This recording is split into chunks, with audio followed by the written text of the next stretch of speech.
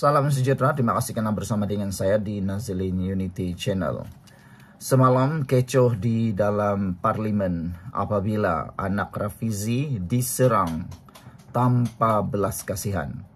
Kenapa kita sebut tanpa belas kasihan? Kerana kanak-kanak itu belum tahu apa-apa tentang politik. Belum pernah tahu tentang dunia politik. Dia tiada kaitan langsung antara perseteruan Rafizi dengan musuh-musuh Rafizi. Kita memang mengecam sekecam-kecamnya. Kenapa perbuatan itu boleh terjadi? Kenapa anak kecil pula yang diserang? Kalau nak serang sangat, pergilah berdebat atau nyatakan ketidakpuasan hati tersebut secara profesional. Dalam satu hantaran di ruangan media sosial, saya setuju dengan apa yang dinyatakan oleh salah seorang pemimpin UMNO. Pemimpin itu dia kata kalau benar Anda tak setuju dengan Rafizi, janganlah sampai anak-anak dilibatkan. Tindakan menyerang anak Rafizi semalam menimbulkan satu polemik besar di Malaysia. Sejauh mana pada waktu ini keselamatan ahli-ahli parlimen termasuk keluarga mereka boleh terjamin lagi. Inilah yang menjadi buah mulut di mana-mana. Tapi yang paling terkesan ialah pastinya Rafizi dan keluarga beliau. Hari ini menjadi tanda tanya sepenuhnya ialah apa senjata yang digunakan untuk menyerang anak Rafizi, apa isi di dalam jarum suntikan tersebut, dan kenapa guna jarum suntikan. Sebelum saya teruskan ulasan ini, jangan lupa tinggalkan komen Anda dengan tanda pagar kami benci bully. Coba laungkan kuat-kuat. Kami benci bully. Baiklah, saudara. Rafizi menyatakan akhirnya mendedahkan senjata yang digunakan untuk menyerang anak beliau kemarin. Kata Rafizi, penyerang cucuk anak beliau dengan jarum suntikan. Dan apa pula isi jarum suntikan itu, kita akan ketahui sebentar lagi. Saudara-saudara sekalian, silat tinggalkan komen Anda sekali lagi dengan tanda pagar kami benci bully. Sebelum itu, izinkan saya perkenalkan ini terapi imun Transfer Factor for Life. Terapi imun yang meningkatkan daya imun badan kita sehingga 400%. Secara umum dan ringkasnya, apabila imun badan kita lemah, apabila imun badan kita jadi bodoh, dan apabila imun badan kita mengganas di dalam tubuh badan kita kena penyakit dan kita diserang sendiri oleh imun badan kita karena ia tidak tahu mana satu lawan, mana satu kawan. Sehingga kita menderita. Tetapi dengan peningkatan daya imun badan kita, dengan terapi imun ini mendidik imun badan kita menjadi bijaksana. Imun badan kita bukan sekadar menjadi kuat luar biasa, tetapi ia juga menjadi bijaksana untuk menentukan, mengenal pasti mana satu kawan, mana satu lawan di dalam tubuh badan kita. Lalu akar penyakit dihapuskan oleh imun badan kita sendiri. Jadi apa saja penyakit boleh ditangani dengan peningkatan dan keseimbangan imun badan kita. Cepat dapatkan produk ini melalui nomor telepon saya yang tertera. Produk ini lulus KKM, diperakui oleh dokter-dokter di seluruh dunia dan juga halal. Ini mungkin jalan penyelesaian yang Tuhan tunjuk kepada Anda semua hari ini. Saudara, hari ini akhirnya Rafizi mengesahkan bahwa anaknya adalah diserang oleh penyerang dengan menggunakan jarum suntikan. Beliau mendedahkan bahwa anaknya dicucuk dengan jarum suntikan dalam serangan di sebuah pusat membeli belah di Putrajaya kemarin. Ianya berlaku sekitar 1.45 petang semasa anak dan istri beliau memasuki kereta untuk meninggalkan pusat beli belah tersebut.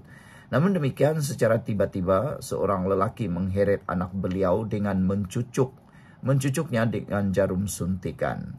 Rafizi juga berkata semekan menunjukkan bahwa lelaki yang menyerang itu menaiki sebuah motosikal dan kenderaan itu telah mengikori kereta istrinya sebelum itu.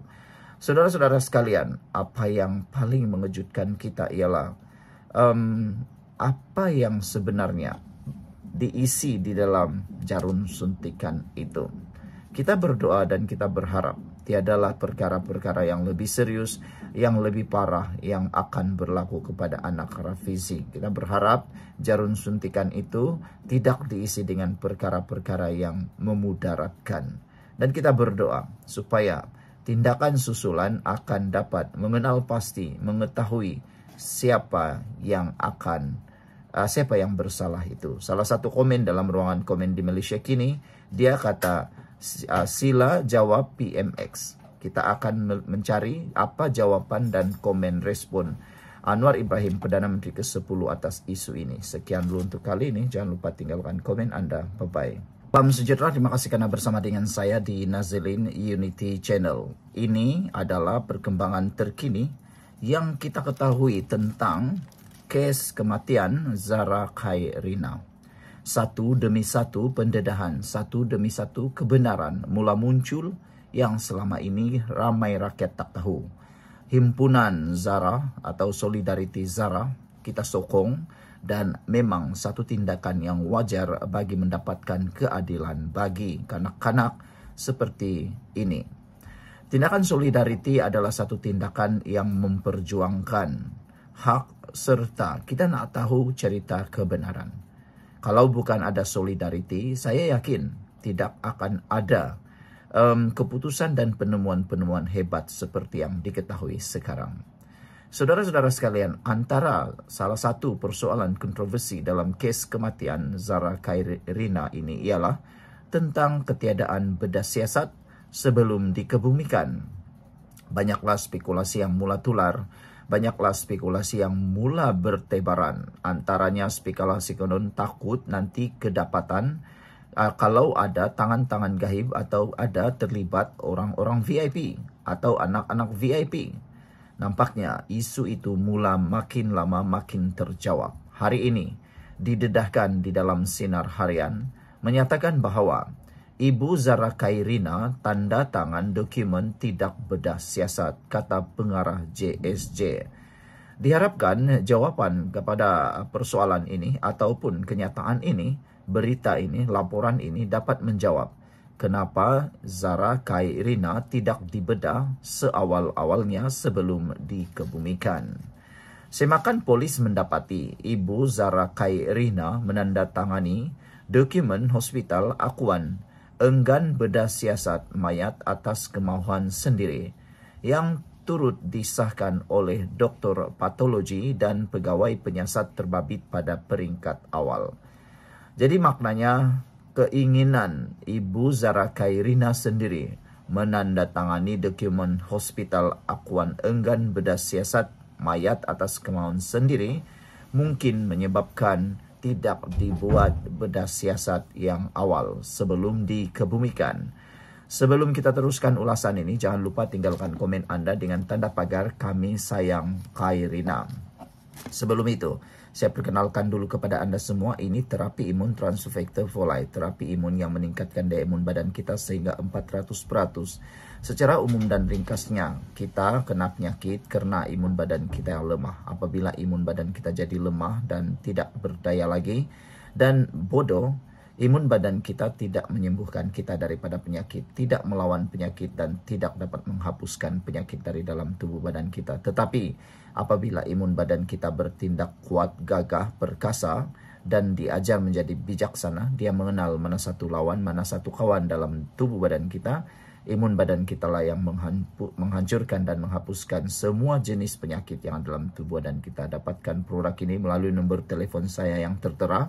Dan produk ini lulus KKM, halal dan diperakui oleh dokter-dokter di seluruh dunia.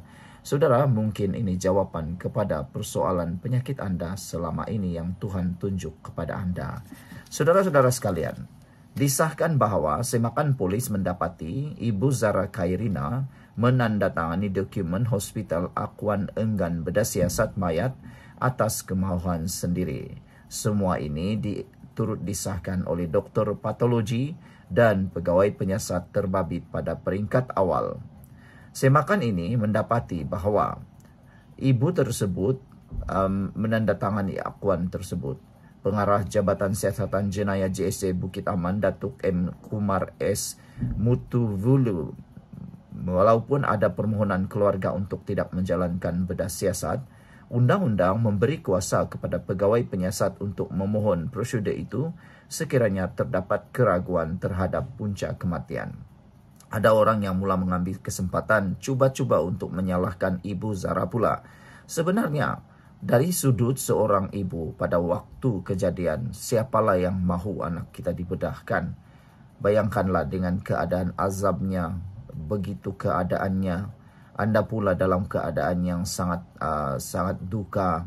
Fikiran kita pula di dalam keadaan yang sangat tidak tenteram. Tentulah keputusan-keputusan yang dibuat juga mungkin adalah keputusan yang kurang tepat. Tetapi siapa sangka polis pada waktu itu menurut pegawai JSJ tidak mengikut SOP sepenuhnya. Jadi mungkin itu menjadi punca kepada keterlanjuran tersebut. Selepas perbincangan bersama agensi berkaitan pada 10 Ogos lalu, bedah siasat dijalankan atas permintaan polis disertai 3 doktor dari Hospital Serdang dan Hospital Queen Elizabeth Kota Kinabalu. Dapatan bedah siasat kedua adalah selari dengan diagnosis awal, yaitu kecederaan otak teruk akibat kekurangan oksigen dan aliran darah ke otak berpunca daripada jatuh, katanya pada sidang akbar di Bukit Aman di sini pada Rabu. Saudara-saudara sekalian, ini adalah satu puncak kematian. M. Kumar berkata semua dapatan bedah siasat dijelaskan kepada keluarga mangsa secara telus dan difahami bahawa prosedur ini sepatutnya dilakukan sebaik sahaja kematian berlaku bagi memastikan bukti forensik tidak terjejas. Kita sedang meneliti tindakan tegas terhadap pegawai penyiasat dan pegawai penyelia yang gagal mematuhi prosedur operasi standard SOP, termasuk kemungkinan penggantungan tugas namun masih di peringkat siasatan, katanya. Setiap kematian yang menimbulkan syak wasangka wajib melalui proses bedah siasat. Pegawai penyiasat perlu menasihati keluarga dan memastikan prosedur itu dijalankan bagi menentukan punca sebenar kematian, katanya. Kumar memaklumkan siasatan kini berjalan dalam 2 hala tuju, iaitu permohonan inkues kepada coroner dan siasatan jenayah termasuk elemen buli selari dengan Seksyen 507 dalam kurungan 2 Kanun Keseksaan. Sekian dulu untuk kali ini. Jangan lupa tinggalkan komen Anda.